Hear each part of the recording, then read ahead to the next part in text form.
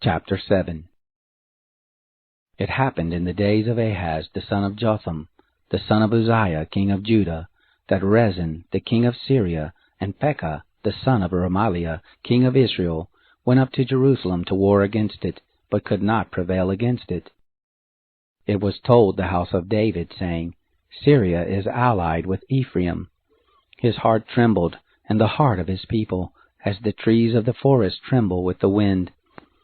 Then the Lord said to Isaiah, Go out now to meet Ahaz, you and Shear-Jashub your son, at the end of the conduit of the upper pool, on the highway of the fuller's field.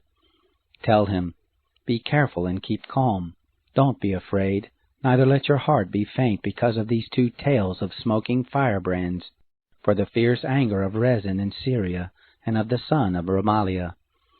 Because Syria, Ephraim, and the son of Remaliah have plotted evil against you, saying, Let's go up against Judah and tear it apart, and let's divide it among ourselves, and set up a king in the midst of it, even the son of Tabeel. This is what the Lord God says, It shall not stand, neither shall it happen.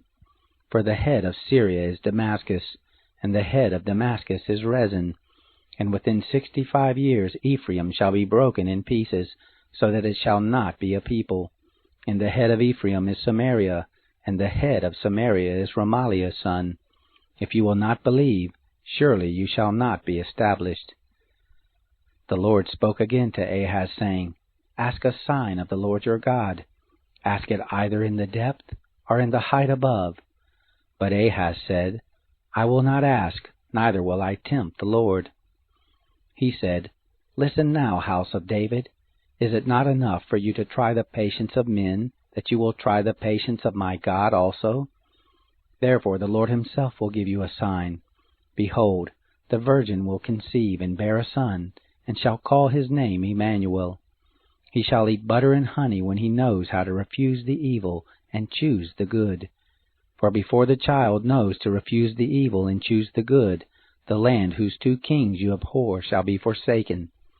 The Lord will bring on you, on your people, and on your father's house, days that have not come, from the day that Ephraim departed from Judah, even the king of Assyria.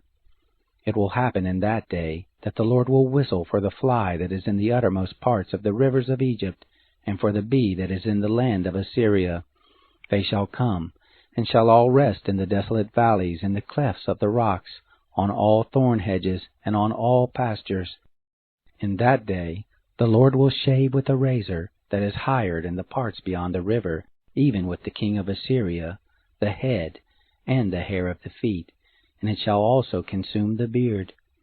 It shall happen in that day that a man shall keep alive a young cow and 2 sheep, and it shall happen that because of the abundance of milk which they shall give he shall eat butter, for everyone will eat butter and honey that is left in the midst of the land.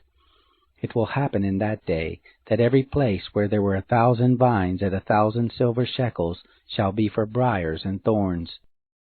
People will go there with arrows and with bow, because all the land will be briars and thorns. All the hills that were cultivated with the hoe, you shall not come there for fear of briars and thorns, but it shall be for the sending forth of oxen and for the treading of sheep.